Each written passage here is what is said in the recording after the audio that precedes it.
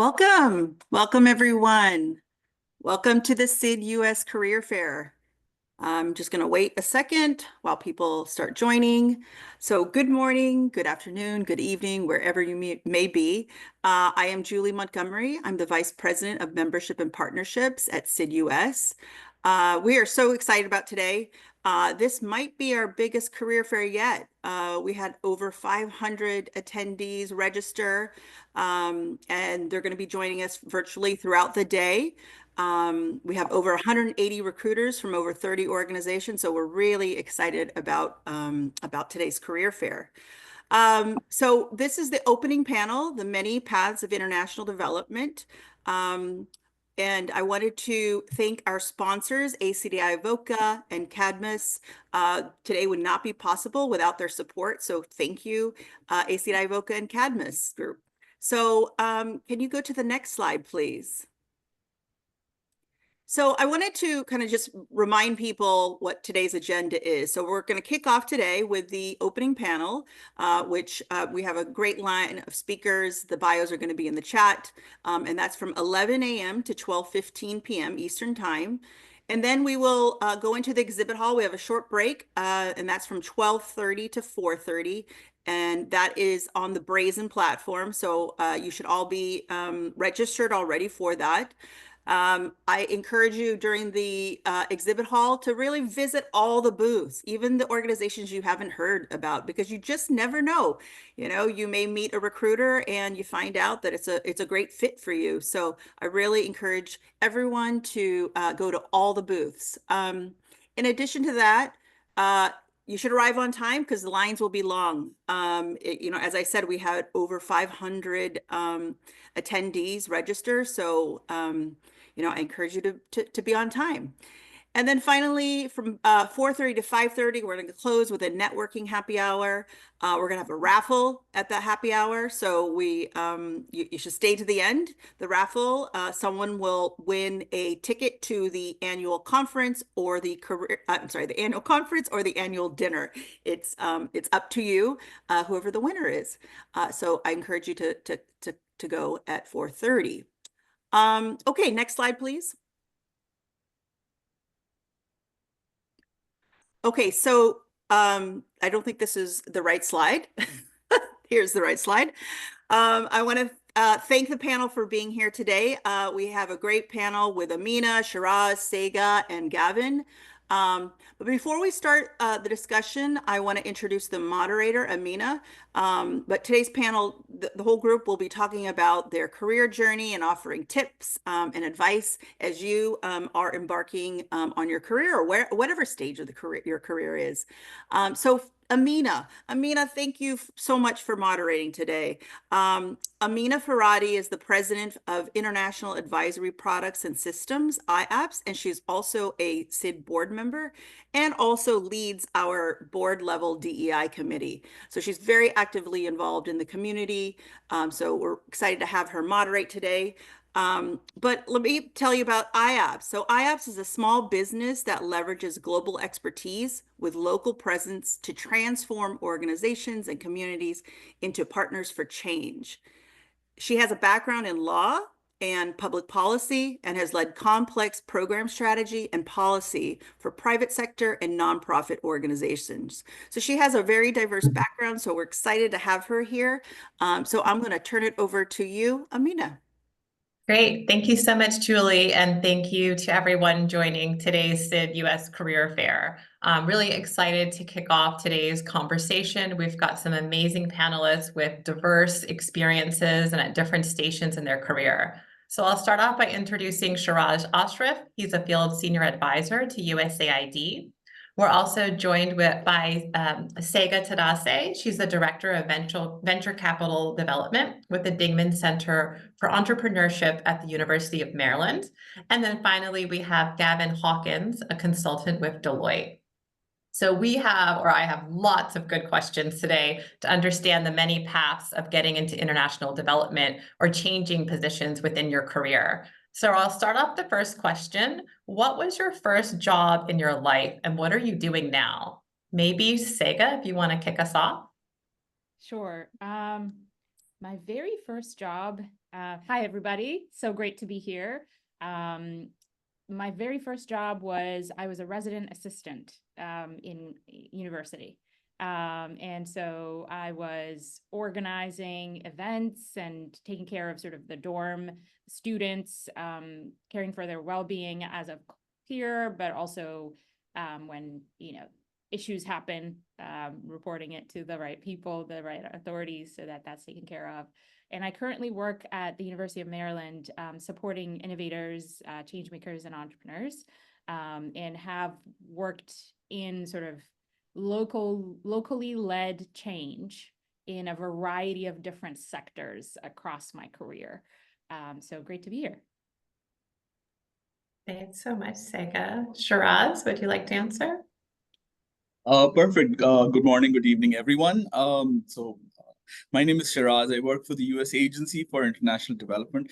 We're a federal agency and we provide funding for aspects that cover basically everything in relation to reducing poverty, fighting hunger, democracy and governance, everything that's in that development areas where we support with offices across about 100 locations globally.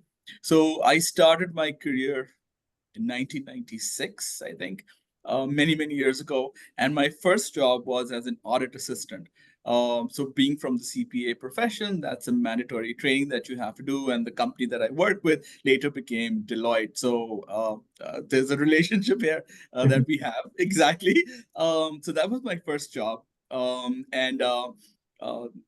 My my focus on being more proactive led me to lots of promotions much earlier than what my career trajectory was. And now currently I'm serving as a senior field advisor here in Washington with the front office in USAID, where we get to do a lot of great stuff, including managing our great relationship with the Society for International Development. Thank you. Thanks, Shiraz. And Gavin? Wonderful. Well, I've worked ever since I was real little, and it sort of went from helping out to eventually I got paid for it. But I think I had about half a dozen jobs before I ever got paid for anything. But I'd say, like, I was thinking on this, and the one I look back on most fondly is I grew up in rural Maryland, and my neighbor had a farm, and so I'd at a very young age, like 14, 15, would wander over there and just help out with whatever I could. He would build like barns and things, and there's always little jobs around. But I really appreciate it because he used to be a shop teacher, and he took a lot of satisfaction in teaching me different things. So I've become very handy because of that. But now I work for Deloitte, very, very different from that. But specifically within our international development organizations practice, I've gotten to implement, or I guess Deloitte more broadly gets to implement USAID programs for the World Bank and other organizations, and provide support and technical assistance where it's beneficial. So it's very exciting work, and I'm very happy to be part of it. So back to you. Thanks. So you really never know where your first job might take you in your career. To me, that's the lesson from listening to all of your diverse paths. So I'd love to hear a little bit more about each of your journeys. I mean, you're all working in very different areas of international development. How did you get started in international development? What made you get inspired? Shiraz, do you want to kick us off? Sure, absolutely. So one of my responsibilities or one of my assignments was doing an audit of employee retirement funds, and I had to do an audit of the American Embassy in Islamabad. So I went to the embassy. This was my first experience of seeing how a diplomatic mission works. The work environment was something that really appealed to me. I liked the way people were interacting, the respect element. It was a very American culture that you saw there. And that was something that, really struck my mind because it's from the corporate sector where you're working like crazy hours all the time. This was a more work-life balance. And that created that this could be a really good institution to look for in the future. And then I progressed in my career and I moved into consulting. And one of my consulting assignments where we used to merge financial institutions into bigger ones was where we were merging two banks. And there was a loan portfolio of about 10,000 applicants, 80,000 applicants, active loan portfolio. And these are small microcredit loans that we had. And so as part of the verification process, we sent out about 10,000 confirmations to individuals across Pakistan. And in that process, the confirmation letters, the standard format with the prepaid envelope saying please confirm, and we were just reconfirming that everything that was being claimed by the institution was actually there on record as well. And my first reaction was that I don't think a lot of people would reply, but it was very, very encouraging to see a lot of responses.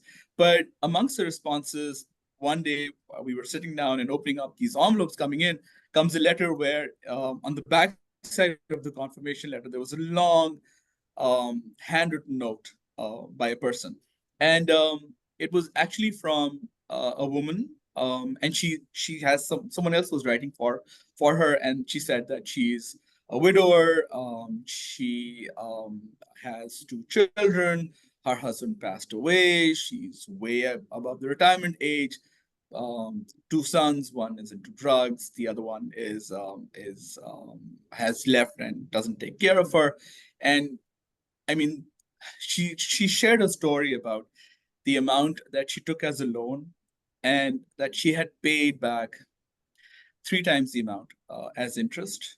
And then she goes on to say that the bank comes in and asks me to refund the money. I don't have money to even feed myself.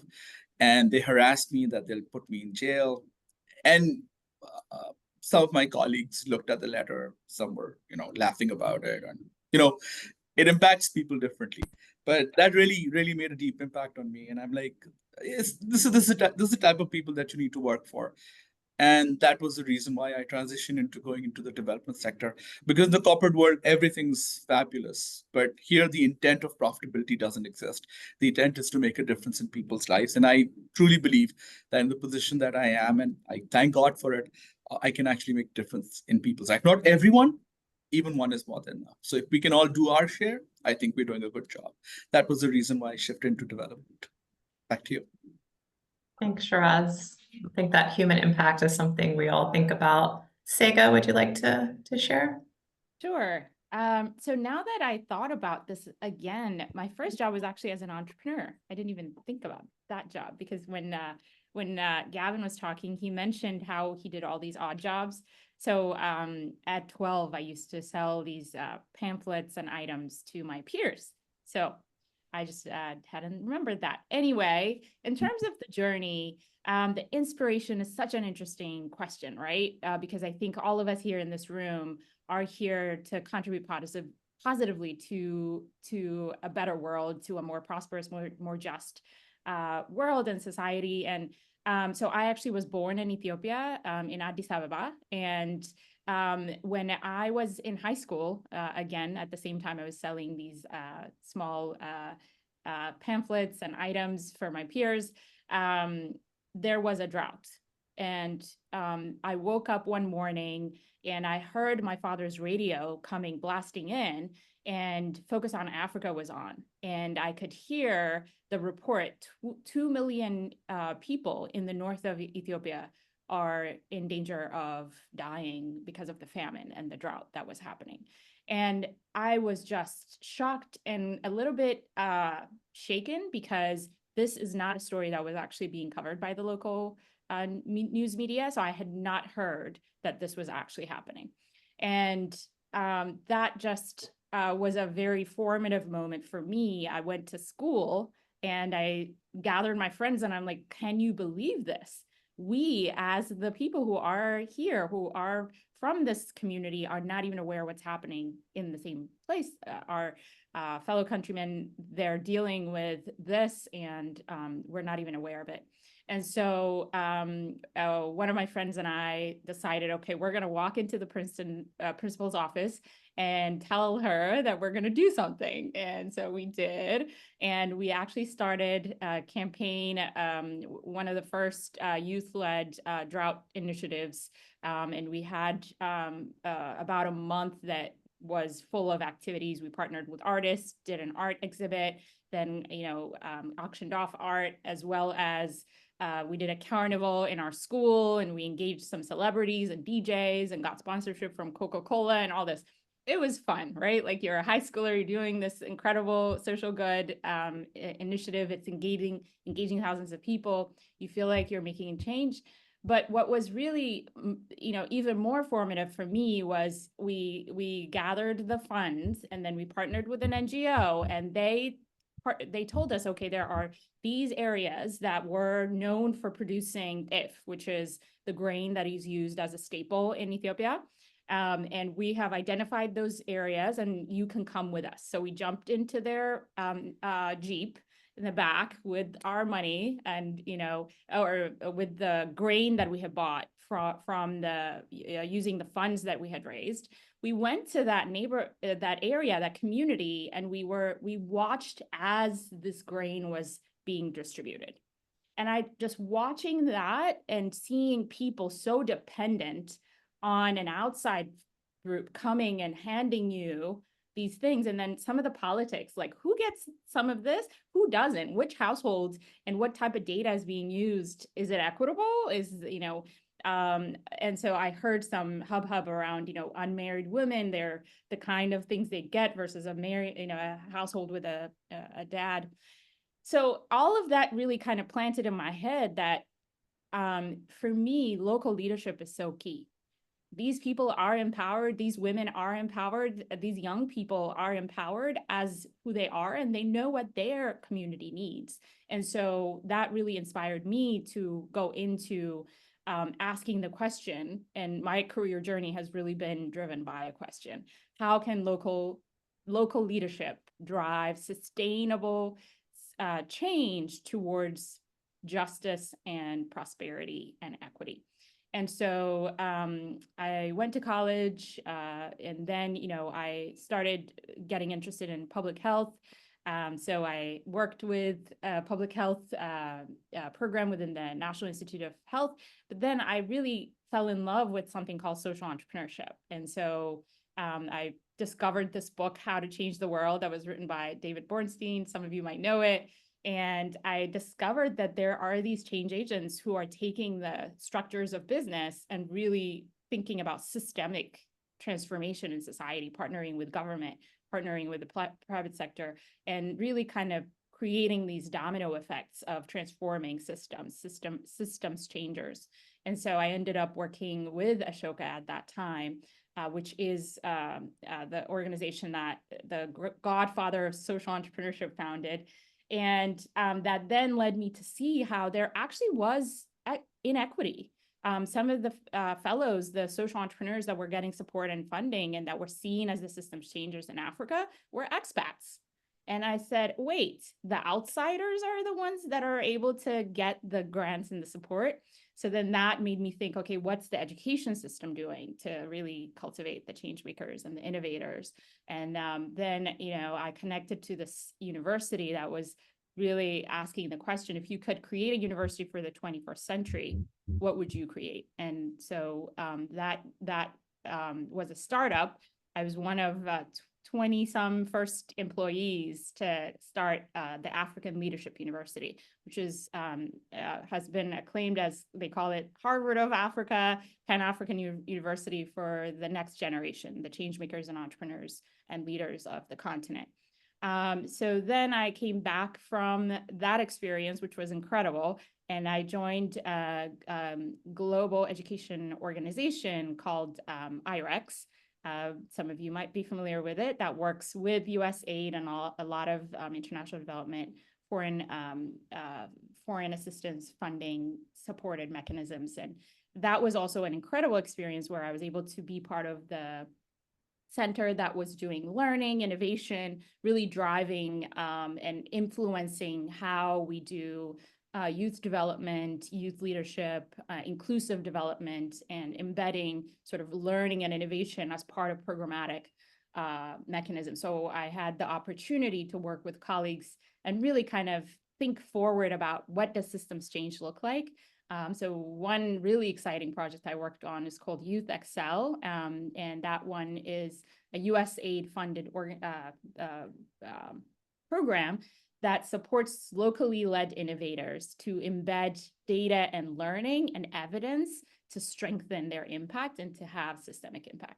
So that's a little bit about me. I'm currently now back in kind of the academic space and also supporting in terms of as a consultant with a variety of international development actors as well. So look forward to more discussion. Thanks, Tsega. I love how you've weaved your desire to help people from those formative experiences as a young teen all the way through your career trajectory. It's really exciting. Gavin, what interested and got you into this field? Well, I think growing up, I was very lucky to be exposed to a very sort of international community and get to know a lot of people. So I think listening to Tsega's story, I was sort of thinking, what sort of seeded my interest beyond sort of my career development? And I think it is sort of a fascination in understanding other cultures and understanding the world, and that there's people motivate me.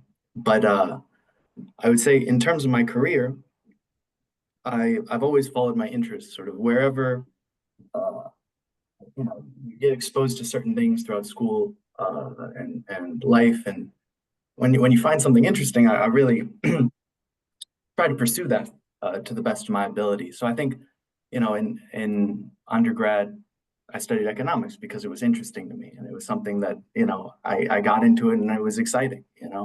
Not everyone finds economics exciting, and then I took a course in international development, and the teacher was just very inspiring in the way that he tied all those things that we were learning to real complex global issues, and that sort of fascinated me and gave me something to tether all these sort of theories to.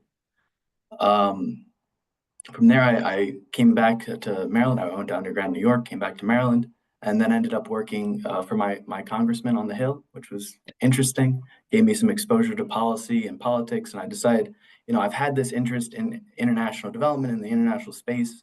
I want to go back to school. I want to learn more. So I went to Georgetown. I took a master's in international development policy. And that was fascinating, a wonderful opportunity. I met a lot of interesting people, gained a lot of perspective. And then from there, I've gotten to work for the World Bank, helping do research on and develop their database on social assistance programs. Got to work for Innovation for Poverty Action, implementing some of their M&E projects in Ghana. And then I ended up at Deloitte by happenstance. A professor recommended it to me because he said, it'd be a great opportunity to learn professional skills and really shape your professional development. And so I looked at it as, okay, well, I'll go and I'll take on some projects, and it might not be in my field, and just see what it has to offer. And I was really surprised because immediately the firm sort of draws you to where your interests are, and people encourage you based on what you want to do. So I was immediately sucked into our international development organization's practice. And I've been incredibly lucky to land in a place where I get to do what I enjoy and I find interesting. And I've gotten to work for the humanitarian assistance and recovery effort in Ukraine. I've gotten to work with the State Department and help shape their strategy around AI. And now I'm getting to work on developing bankable infrastructure in Africa. So I've always followed my interests, and I've been incredibly lucky to have people around me to encourage me to do that and put me in a position where I can help and be helpful. So, yeah. Thanks, Gavin. All exciting and different paths to our very diverse field. I'll actually answer the next question, which is, what do you like about your job? And for me, I'm a small business owner. We do international humanitarian and development work, and we have a global footprint in 14 different countries. And many of them in countries where women and girls don't have the same opportunities as I've been privileged to have here in the US. And so I'm really excited that we get to create jobs. We get to create paths that maybe a person has never envisioned for themselves. We've built the ability of teams to move from an intern level to a director position, for example. And that's really exciting to just watch someone grow in their career and themselves as a person, as a professional, and shift and change interests. And it's what excites me every day. So with that, I'll ask the next question, which is probably on the mind of many people who are just getting started in their career. What is one piece of advice you might have if you're just getting started, or even later if you're shifting? Tsega, do you want to start this off? Sure. So one piece of advice is tied to a research project that I led while I was at IREX. And the research project, if anybody's interested, you can look up Learning to Earning. And we were able to engage young people in 3 different countries and kind of explore what the journey, the career journey is, and what the impression is. And what we found was there is an assumption that there is a linear path. There is, you graduate, you get an internship, that internship then leads to a full-time job, and then that full-time job leads to growth and managerial position, then you move forward. And so there's this linear, diagonal, upward trajectory. And the reality is not that. So especially for people who are early on, and also for people who are mid-career, the reality is a spiral of different opportunities that weave together, and that weave together according to both your journey, but also about based on the opportunities that are available. So especially for those that are younger, I would say don't put a pressure on yourself to approach your career as a linear upward trajectory. I would recommend to tap into what gives you energy, both from the standpoint of skill sets when you use them and the strengths that you have that give you energy when you're doing them. So really listen to that. But then also in terms of finding the intersection between that and between sort of what does the world need and what opportunities are out there. And so is there a white space? Is there a space where you have an edge, a unique perspective and unique contribution, but also that can tap into the strengths that you have that can energize you? Because I think as long as you have the fuel, you can have the stamina, the energy, the passion, the resilience, where you get meaning and happiness out of it, but also you're able to give back. So that would be what lattice. I like that, Kathy. Yeah, so don't fix yourself. Don't put pressure on yourself that, oh, wait, I don't have the full-time job yet. Well, I'll tell you this, a lot of the opportunities, like even I told you, I pivoted out of like working in public health into working with Ashoka with social entrepreneurs. How I did that was not a linear path. I had volunteer experiences. I was doing consulting, small projects. I was networking, and those like lattice, maybe, as Kathy put it, was what was the bridge, but it wasn't a linear path. And especially for those that are mid-career also, you might be asking, okay, what is the right fit for me? Like, what's the meaning? So I think listening to ourselves is important, but also maybe dispelling some of these assumptions about what a career trajectory needs to look like is maybe the first step. Thanks, Tsega. I love that. Gavin? I think that's excellent advice.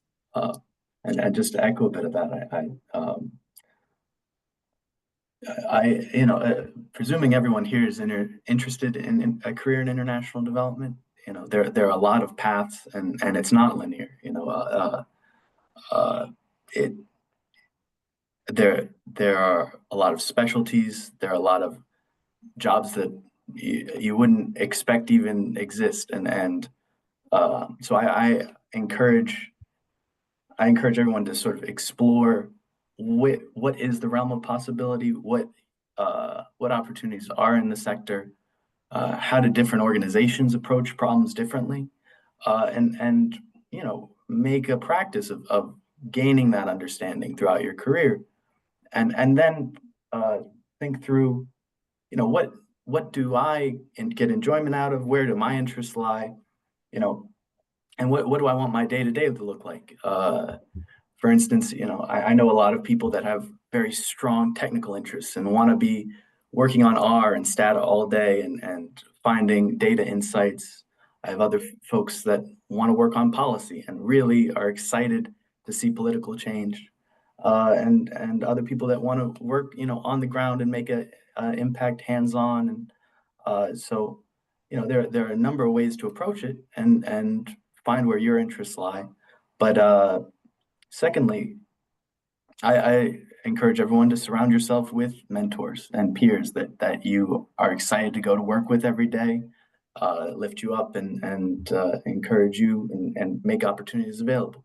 It's a lot of it is who's in your network and then who's in your corner, who will advocate for you and see an opportunity and say, hey, I think you'd be interested in this. And it makes the day-to-day more interesting. It makes your career more fruitful, in my opinion. So Thanks. So following this line of advice earlier in our career, or if we're thinking about a career change, Shiraz, maybe I'll direct this question to you. What advice or skills do you wish you had been given at the beginning, or maybe even as you've advanced in your career? What's been really helpful? Oh, thank you for the question. I think learning from lessons is really key. And in any career, you have successes and you have learnings, not failures. And the more you learn from what happened, the more you grow. To what Gavin and Tsega just mentioned, having peers and having networks is really important. I also think it's important that you yourself become a peer and a mentor for others as well. Build that trust relationship so people can look up to you. You should have that. I think what you progress, and at the end of the day, when you walk out of an institution, all you're remembered by is what you've done for others. Because generally, people are either for you or against you. They're just thinking about themselves. And within that context, what do you bring to the table? Your achievements are, if you're a person where others would like to come, seek your advice, appreciate the genuineness that you bring into the conversations, you've done your fair share.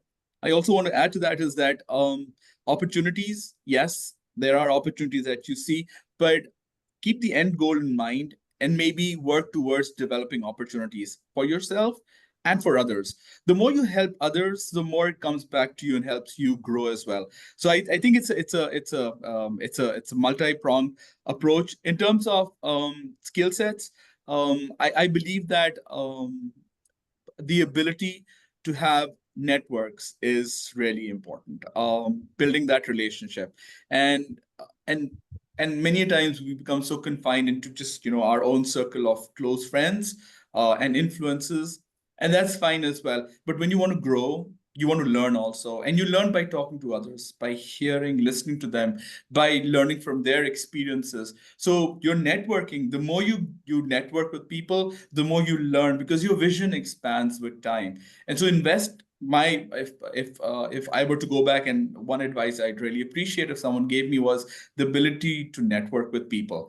And then it's just, I would say, one is network. The equally most important thing is also then having a follow-up and a follow-through on the conversations. Promises made are promises kept. You shake hands, you talk about something, you move on, and you forget that conversation. That's not fair.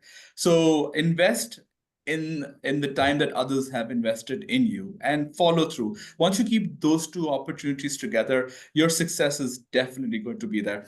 Many times our careers come in because of situations, life events, and you might end up in a place where you don't feel your worth, or your something that's not exciting you to get up in the morning on Monday to go to work. What difference do you need to make? And just plan yourself out for the next 3 years, 2 years, 1 year. Set targets and work towards those targets. The haphazard approach, miracles do happen, But in today's time, I think just planning your miracle would really help you. So my advice, for my own self, and I've been a person who, and I think I've been fortunate in that regard, that whatever I wanted to achieve, I planned my way towards it. I haven't been able to do that 100% in a success rate, for sure. And there've been lots of lessons, many times fallen back on my sword. That happens in life. But at least I became the change that I wanted to see. And I helped others also envision that. And the karma is that the more you help others, the more you grow yourself. That's my faith. Back to you, Amina. Thanks, Shiraz. I love hearing this theme of investing in people and community and building that sense of connection, as well as in yourself and kind of working on a plan. Gavin, did you want to add something to that? I saw your hand up. Oh, I was just. That's all right. Okay, Fine. sorry. So one thing I'll share, just as someone who's maybe had a non-traditional, definitely not a linear, much more the lattice approach to my career, is one thing that I would say when you're beginning your career is to focus less on the job title or the area of work and more on the skills. So if you focus on skill building as early as you can in your career, you'll be able to transfer those, and your idea or your vision of what's a dream job or where you want to be, it's going to shift and change, or maybe it won't shift and change and it's completely clear to you. But the skills are what's going to allow you to move from organization to find the best fit for you, to move up in terms of management or technical, whatever it is that you're looking in your path. So I would say just focus on skills, especially early in the career when you probably won't get the title or the job or the position or the location that you really, really want, particularly when you're graduating. Relatedly, I see there's a question from an audience member, Susanna Kelly, that I thought was really interesting because it connects with this theme of what we can do in advice. Which early career experiences do you believe were the most pivotal to where you are today? Which I kind of interpret as, how did you get your job where you are today? How did this series of events lead you there? Because when you're starting out, you're really curious. How did you become a Tsega or a Gavin or a Shiraz? So anybody want to answer that? And I can go, Gavin, go, and I'll come next. Oh, you're welcome to. Would you like to? Oh, okay. I am a big believer, and I think part of this is starting my career in Washington, but I'm a big believer in, making time to meet with people one-on-one. A lot of the most interesting events or things that I've gotten to participate in, and even some jobs that I've gotten, have started with like meeting someone interesting or hearing about someone interesting, reaching out and saying, hey, let's grab coffee. I want to hear about what you do. I want to, learn a little bit more. And then being able to articulate what are your skills? What do you bring to the table? What are your interests? And someone who's already very deep in a professional career will start to think through these things. And if they have something that they think you would be a good fit, like a piece of that puzzle, either your skills match or your interests match, or they know someone that you'd find interesting. Oftentimes people are willing to help and willing. And so I go, Shiraz, networking is important, and making the time for people is important. So, yeah. Perfect, Gavin. And I'll just piggyback on the same. I think, and I'll just take a different approach, that your position gets you a seat at the table. And how we get to the position, we'll just talk about that. But what keeps you at the decision-making table is your competence and your knowledge. So investing in yourself is also about improving your own skill sets. Skills is something that we improve throughout our life. And so always go back, have that retrospection and say, I lack this, I need to focus on this. And instead of just walking out of it, focus on how you can improve yourself. So in terms of the trajectory, if I say, how am I here? I think a couple of things played a key role in this. One is my sense of responsibility, that I commit, what I commit to, I deliver. That is really important. You should be able to deliver what you say. Overcommit and underperform is a complete failure. People say undercommit, overperform. fine, good approach. But I believe you bite what you chew. And when I commit to something, I ensure that I get it done. The second thing is, and this mantra has helped me a lot, is try to make the life of others easy. The more you facilitate others, the more they respect you. And so wherever you see the opportunity, you see someone who's stuck professionally, personally, or there's something that can be done, 5 o'clock, I'm done, I need to head home. And that person has, for any reason, an emergency. You're investing 5-10 minutes or maybe an hour, just helping that person out makes a huge difference in impact, because people will remember, they won't remember what you did. They'll remember how you treated them. And that is a key that you need to keep in mind. And making people's life easy helps you in your career as well. And then the third thing is that you need to focus on being hardworking. Take on difficult tasks, deliver on those tasks. What you miss in terms of skill sets, focus on them, and then improve your performance. So I would say those are the aspects that I would bank on. Back to you. Thanks, Shiraz. Really love the focus on how you're impacting people. Again, weaving that thread through our conversation. So we've reflected a little bit about what do you need to know, what can you do when you're just starting out? What about those who are mid-career and who are looking at transitioning? What tips do you have for people who might be transitioning midway? Tsega, do you want to start us with that? Sure.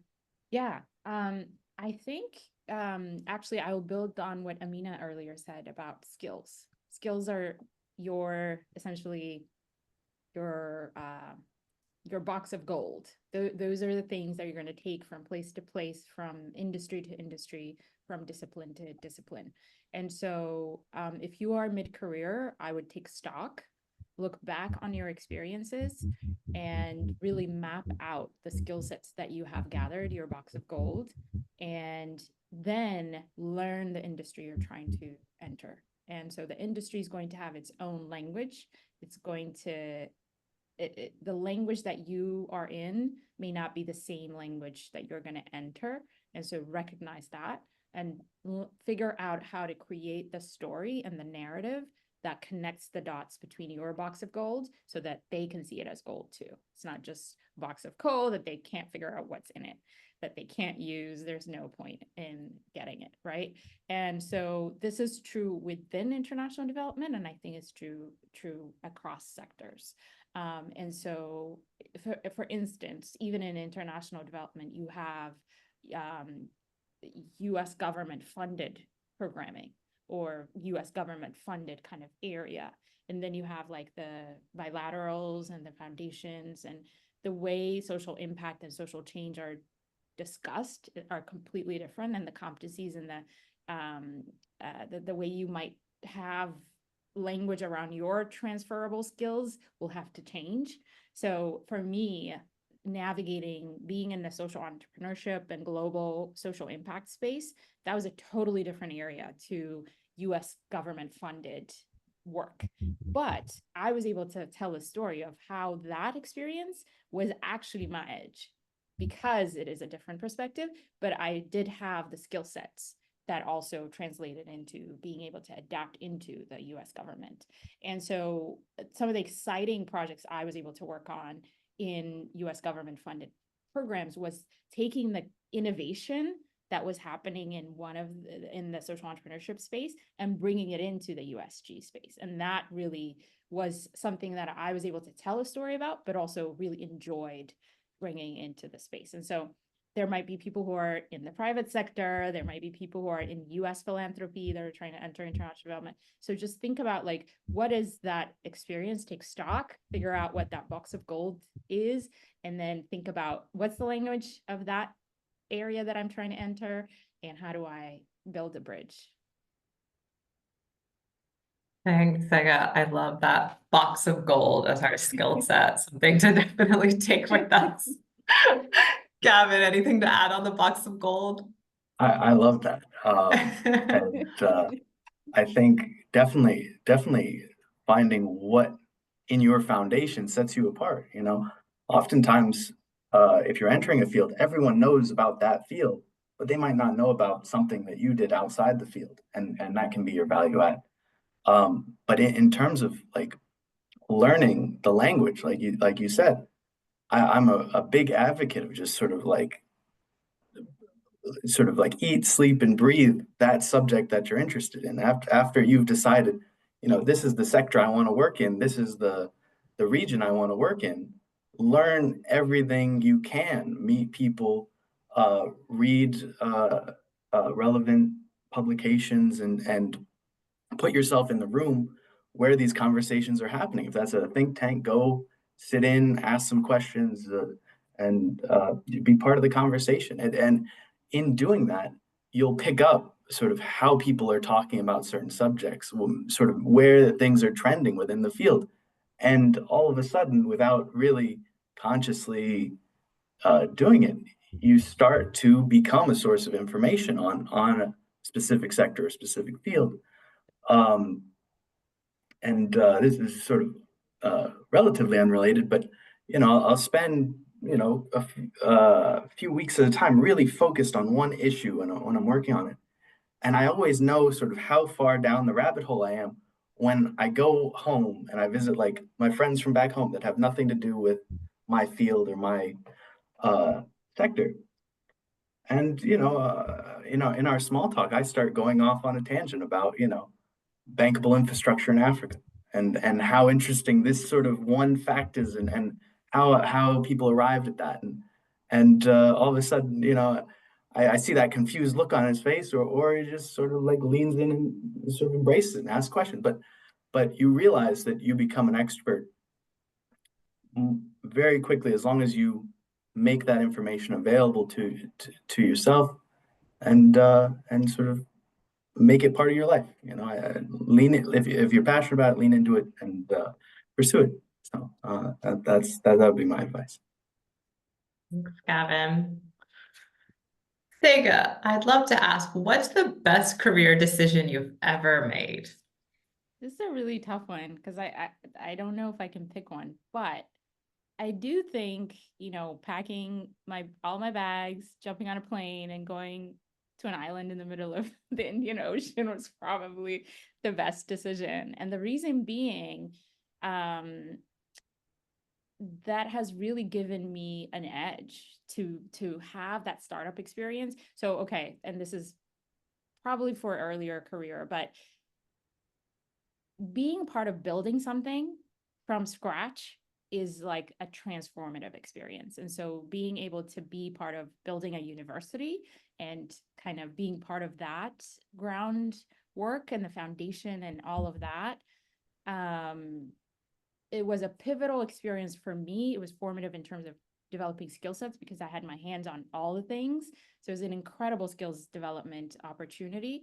But then also, I could bring my perspective to what was being built. And so all of the experiences that I had moving into it were really able to bear fruit in kind of thinking about, what do we do to develop the next generation of change makers? And so if you are an earlier career person that's on this video call, I would encourage you to consider being part of something small. And if you can be part of something small when it starts, it's such an incredible early career experience. And what was really interesting when I came back to the US, and I'm going to touch on a question Linda had here, transitioning into international development, where my experience was not the typical, US government funded space, but I was trying to enter that. It really put me it set me apart in a very unique way. There was nobody else that had that experience, right? And so in terms of as a company, as an organization, a lot of organizations are trying to move forward. They're trying to innovate. They're trying to add value in new ways, integrate new technologies, be able to grow and evolve and add value, right? And so how do you align yourself to that trajectory so that you're the person that can contribute to that forward movement, right? And so how I was able to tell my story of building something that was really taking the best practices of education and innovation and entrepreneurship and all that, and youth development and all that, it was really by thinking it strategically about where is that organization going and how can I really play a role. And so let me go back to Linda's question. I'm sorry, I want to make sure I touched on. There are very real barriers. So what I would recommend is not everybody's going to hire you if you don't have that traditional experience.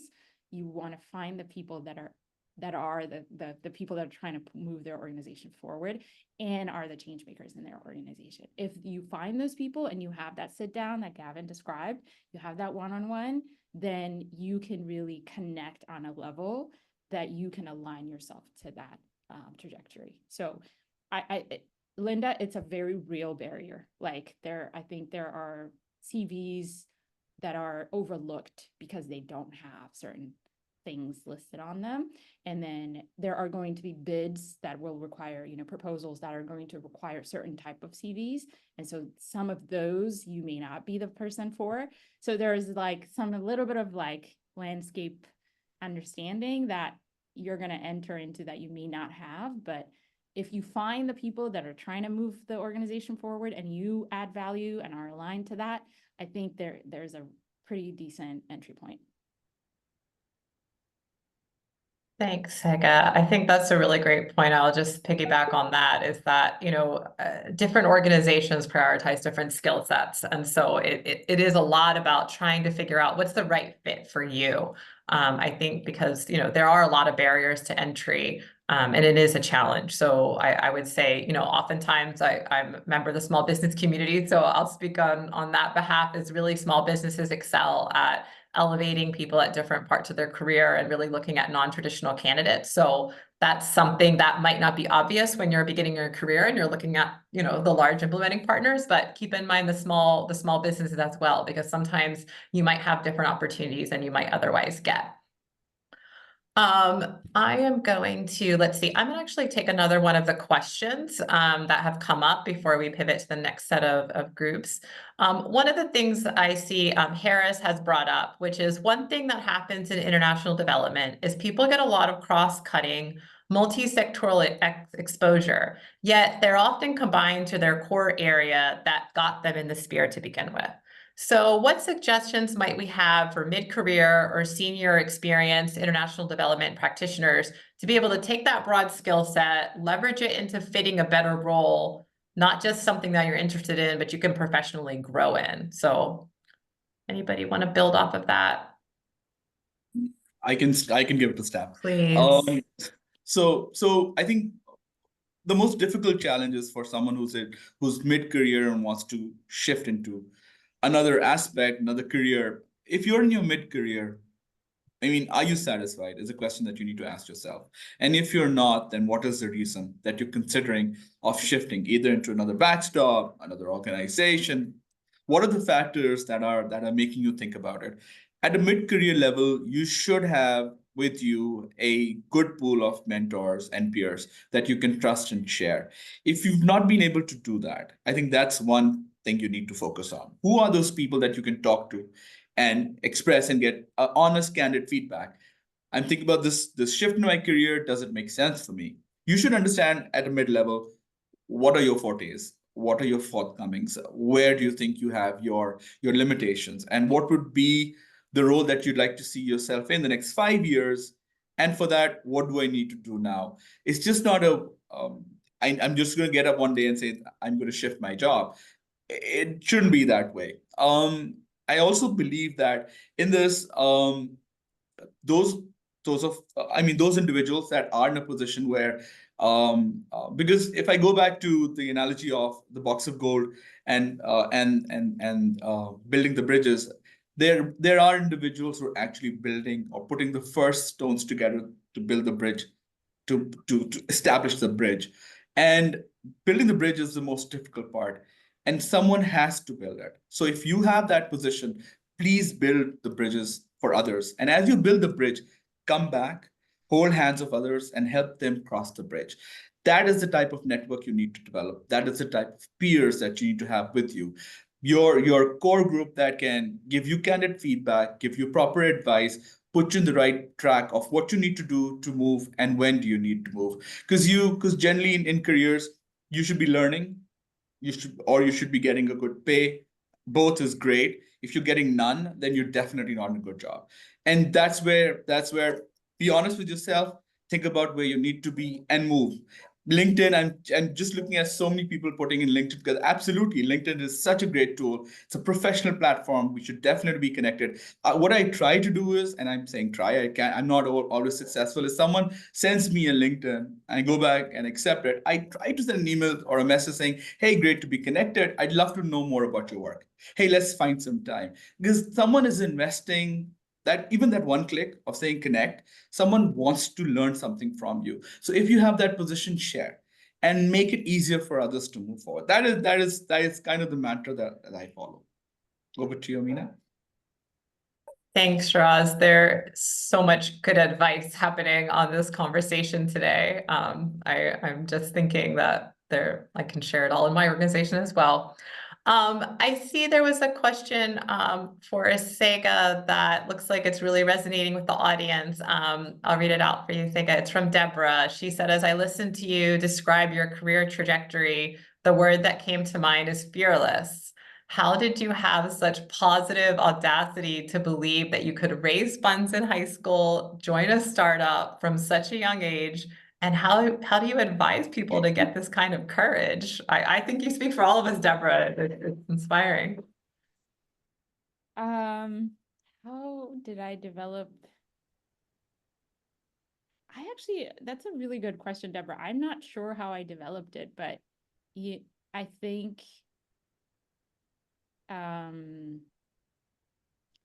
it's this drive to see something improved, right? And this belief that why not me? Why not me to do that? And then if not me, who? As well, which was especially the situation in high school, there was this huge crisis, and even the government was not even expressing it, right? And so I think it's courage is okay. So courage to me is you feel the fear and you do it anyway. That's what I think courage is. And so I think I actually don't have a very good answer for you, but thank you. I'm honored that you saw that. I think that's why I'm also passionate about helping other people cultivate that and give themselves the self-permission to do that, to be fearless. And it's so important. I do think actually that's the first step. And that is the first step. You have to give yourself the permission to say, like, I can do this. I can have the opportunity. And I think especially as a woman and as a person of color, like there are so many messages around. And what's so interesting as I'm growing a little bit older, as actually those messages get louder. And so when you're younger, maybe you don't let them permeate. And there's also, as women, I think there's a different dynamic. And so I think part of it is probably I feel the fear and I go. And then part of it is, wow, this is tough. Like, there's so many barriers out there. But that is not about me. That's about the system that's out there. So sorry, I don't think that was a very helpful answer, but happy to chat, Deborah, if you want. Thanks, Tsega. I'm going to pivot that and your points about really recognizing that there are so many barriers, there's so many really awful negative messages directed to many of us based on how we identify, and it is a challenge to move through that in your career. Along those lines, I see Amber has asked a question to our group. What's a typical setback that you've experienced on a project? How do you deal with disappointment? I can start us off by saying, as a small business owner, I mean, you get setbacks every day. It's challenging. You're going to apply for bids and you're going to lose. And if you're a job seeker, you're going to apply for jobs and you're going to not get them. You're going to hope and think you are the best candidate. you're going to have the most amazing series of interviews, and they're going to come back and say, actually, no, we've extended the offer to somebody else. So I think, Shiraz had mentioned it's not failure, it's learning. And so experiencing those setbacks early is really important, trying to get as comfortable as you can.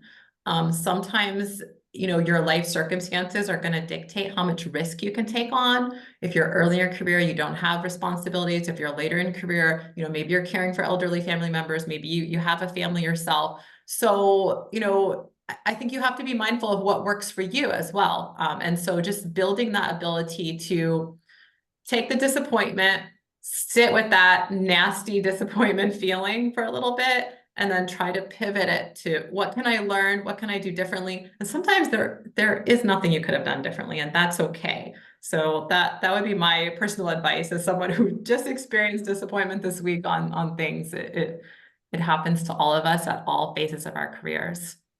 I don't know if anybody else wanted to add anything about how do you deal with disappointments and challenges. So I can start here. And I'll give an example from the corporate world.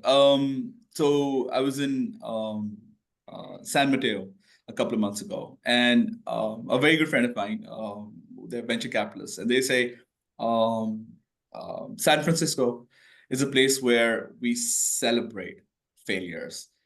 There are so many, and there's so much learning, because that's where, once you go through it, is what you need to do the best going forward. So as a development agency, we don't implement, we ask our implementing partners together to implement projects. And I encourage a lot of our partners to apply for grants and contracts and opportunities that come through. And Amina, as a small business as well, so we have an OSTPU as well, which focuses on small businesses also. And I strongly encourage you to have that conversation with them so that you can have an idea about the opportunities that are out there. Now, when one puts an application in, you will probably not get it, the grant or whatever you've applied for. The learning is not in that. The learning is when you go back and say, can I know where my shortcomings were? Would you be kind enough to share that with me? So when they come back to you, that's a free of cost consulting that you've got. Hey, you didn't focus on this. We didn't like this. This could have been done better. The more you get is the more you learn. So with all of these, wherever you see a failure, that's where your learning and the jump is. So look towards your failure so you can address it in the future. And as far as careers are concerned, absolutely, there are many places that even in a day, there's so many things that happen that disappoint you. You're like, why am I doing this? But keep the end goal in mind. And the bigger goal is whatever your objective is. Focus towards it. And these small things that happen that might distract you, your strength is not being distracted by them, but keeping focus on the trajectory that you have. That would be my advice. Back to you.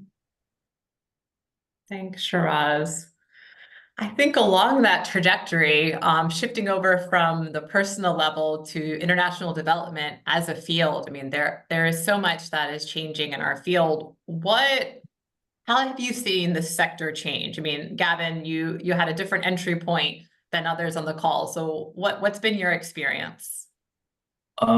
So something I've been very excited about is during my master's degree, we focused very heavily on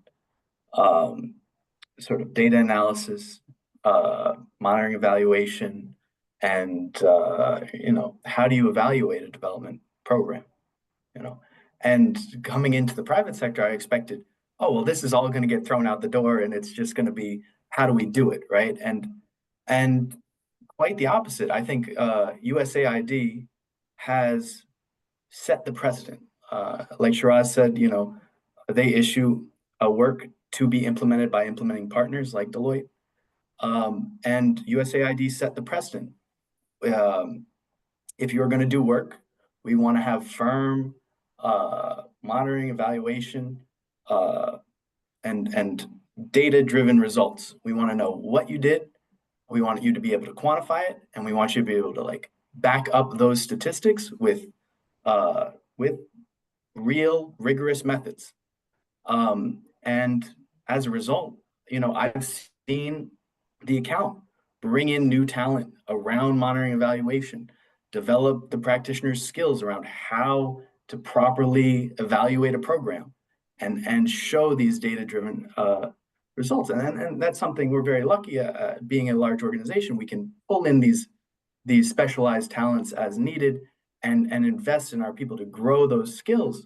But I've been very happy to see internally the private sector move towards more rigorous evaluation, because at the end of the day, the American people are investing in international development work, and that money should be spent as responsibly as possible. And you should be able to present that and say, these are the results. We invested this much. This is what came out of it, and this is where your tax dollars are going. And I think I'm very, very proud to see that change in the industry. So definitely, I encourage everyone to familiarize themselves with monitoring evaluation and statistical methods, and to be rigorous and join organizations that are rigorous, that want to show results, that want to be thorough. So anything to add? Gavin, Shiraz, from your viewpoint on the donor side, how have you seen the sector change in your career, and what might be relevant for this group? In terms of our implementation methodology, we, as a development agency, our focus is on what we call localization. And localization means giving voice to local communities and asking them what they need in their trajectory of development. It's called the agenda setting, and the agenda setting should not be done by the person coming from outside who has no context of what's happening, what the ground realities are, what the needs of the people are. It's listening to the people, saying, hey, we're here to help, but we're here to help in what you want the help in. We don't want to go in there and give a Mercedes to a person who needs a bicycle. Or maybe they don't even need something that's a communication. I mean, so because our context here stateside is very different, and it varies from country to country, city to city, street to street. And the more we implement our understanding onto those communities, the more we fail. So our institution has over a number of years, and this has been happening for at least 2 decades now, we've been shifting our focus on giving local communities the voices, the solutions that they want. And the solutions aren't here. We don't know the context. We don't know the situation. The solution is back there with those people, with those communities. And our target is that it's 50 by 30. That is 50% of our portfolio, of our development portfolio, would be channelized through local institutions, for local voices, for local system strengthening by 2030, which is a very ambitious target. But we are so proud of our US partners who are working together hand in hand, helping us achieve that target. Because at the end of the day, we as a development agency, our role is not to keep our job, and our actual role is to, work ourselves out of the job, because there shouldn't be a need for someone else to come in and solve someone's problems. The community should be able to do that. And that's where local voices is key. So when it comes to careers, it's a fascinating opportunity to go out in these places around the world where you sit with people, hear their voices, help them understand, with your expertise, maybe you need to nudge them a little bit, but that's it. You're there to support them in the journey, but not tell them your solution is this. That is not the solution, because that's not sustainable. And in it comes in, for example, so I'm not a US citizen. I'm a Pakistani citizen. I'm serving here in a senior advisor position. And our agency has focused on what we call empowerment. And empowerment is giving voices to individuals so that they can go back and more effectively serve the communities. I know what the challenges of my city are. I know what the challenges of my country are. And so the more you enable me to make the right decisions, the more better. USAID is not there to make future development partners as well. We're not fixing institutions so that we can have more implementing partners. Our intent is to eradicate poverty, to address hunger, to address inefficiencies, inequalities. And for that, it's not possible for just the donor sector or the private sector. Everyone has to work together. And the more we support local communities, the more we give voices to them. I think that's where we'll end up moving forward. We've been doing development for now almost 80 plus years, even more than that. And with all of that development, there've been a lot of improvements, but there's still a lot of room that we need to do improvements in. And I think collectively we need to hold hands and we actually need to move forward. But with all the other development partners as well, our agenda is that let's work and let's strengthen local voices. That's the transition we've seen. So as a career professional looking at working in the development sector, come with that mindset. You're not coming and going in there and saying, we do this in the United States. That's great. It's good for you here. It's not the same in Lusaka. It's not the same in Jakarta. That adaptability and that flexibility is a mindset that you need to have, because you can go in there and you can push your perspective that I used to do this there. And that's perfect. That's why we don't use the word best practice anymore. There's no best practice. There are good practices that might work in one place. So just give space to others. And I think the other part that we've seen, we focus a lot, and I'm so proud to be part of it, in giving voice to underrepresented communities, underprivileged communities. That is absolutely I think the highlight of my career. I've had the phenomenal honor, I'd say, of working with minority-serving institutions, academic institutions that focused us on, for example, women, and giving that space to those communities is the most satisfying feeling, I believe. So it's a mindset change that our institution is focusing on. And DEIA is a centerpiece. We don't call DEIA as something you have to do or something that you pick up as one of your responsibilities. It is your responsibility. It's not something that you have to do as one of your actions a day. It's part of everything you do, because inclusivity is key and respect is key. So that's where our agency has made a drastic change. I'm so proud to be part of this team at this moment in time. Back to you. Thank you, Shiraz. You brought up, I think, so many of the critical areas of work that are so intersectional to what we all do in international development, whether it's localization and listening to voices and trusting those who are closest and know their own challenges and know their own assets and strengths as well. And I think that's something we heard from Tsega, and how you started your career really early in high school of being an advocate for your community and a student leader, to what you reflected in the donor side, Shiraz, with the programming. So thank you. With that, I will turn it back over to the SID-US team and say thank you to our speakers today. I hope everyone has learned something. I've learned something, and I'm at a different phase of my career, and I think it's always a breath of fresh air to have this opportunity to reflect and listen. So thank you. Thank you, Amina. Excuse me. Thank you, Amina, Tsega, Gavin, Shiraz. Wow. There so much wonderful advice. Really, thank you for sharing your personal career journeys. I also have been in the sector for a while, and I found the discussion, I learned things in this discussion. So it's very practical advice too. So I have this, I wrote some things down. My comments were, whether you have a linear or lattice career, I'd never heard the term lattice career. I really like that idea. Invest in people, network, be fearless, like Tsega, be brave, be courageous, despite the barriers, and don't focus on your failures, focus on learning, and then keep an eye on the end goal. So I thought that's great advice. I wanted to summarize it. I'm supposed to go talk about the next thing, but I really wanted to say my remarks because I learned a lot. So thank you. Okay, so what's next? The exhibit hall is going to start. I don't know if you all see the slide. If you could put that slide back up, Malvika. The exhibit hall is going from 12:30 to 4:30, and that's on the Brazen platform. And I encourage you all to visit all the booths. I know I said this at the beginning, but for those that joined us late, please visit all the booths, even the organizations you may not have heard of, because you just never know. You never know who you're going to run into and who you might meet. And it might be a great fit for you. So arrive on time, starts at 12:30. The lines are going to be long. Like I said earlier, we have over 500 people that have registered. So you want to be there on time.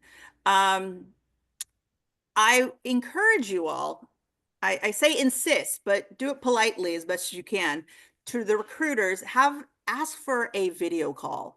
I think a video call with the recruiters are much more effective, and it's a better experience versus doing text. So whenever you know, as a candidate, and also any recruiters on here, please have video calls. So that goes to 4:30, and then 4:30 we have the networking happy hour. If you stick around to the end, it will you get a chance to win a ticket to the annual dinner, which is on November 13th, or our annual conference next year. And then finally, if you are leaving, if you're not going the rest of the day, please fill out the survey. The link will be in the chat. But if you are going for the rest of the day, please don't forget to fill out the survey. We really want to make sure how we can improve in the future. So we love everyone's ideas and encourage all your ideas. And then finally, the last slide. Thank you to everyone for joining in the panel again.